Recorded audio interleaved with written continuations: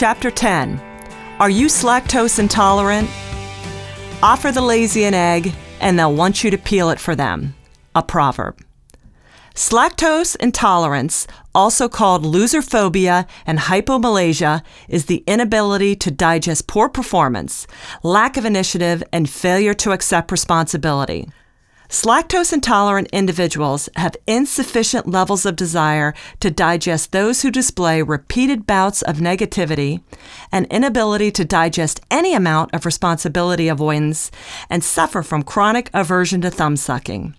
Symptoms include disgust, irritable bowel syndrome, and in those with a heightened sensitivity, even the primal fight-or-flight instinct.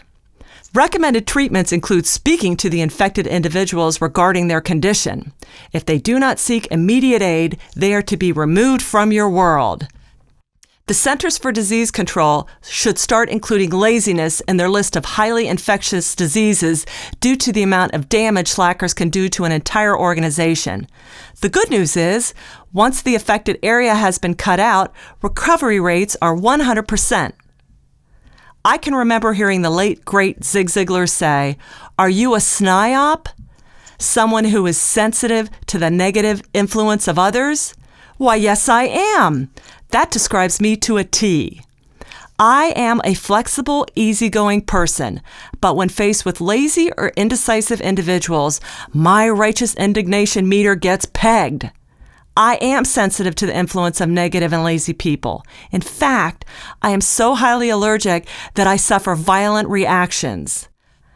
Charles Horace Mayo, co-founder of the Mayo Clinic, said, "You must avoid sloth, that wicked siren."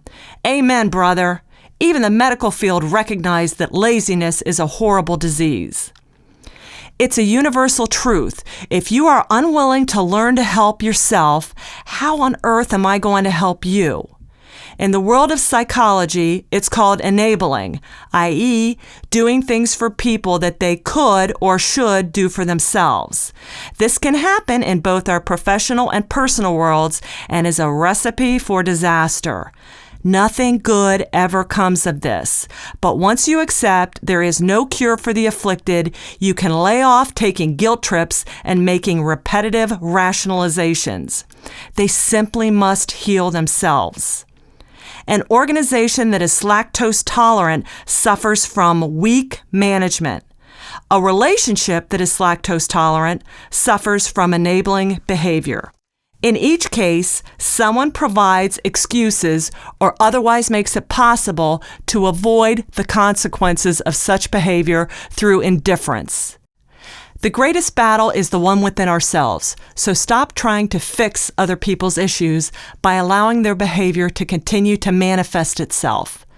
Don't let the fear of an angry response stop you from taking action. And be proud when they call you intolerant and self-righteous, because that's exactly what you are. Slacktose intolerant with a supreme respect for the power of the individual to control its own destiny. St. John Percy said, "The only menace is inertia," and that's one menace we can all take immediate action to avoid.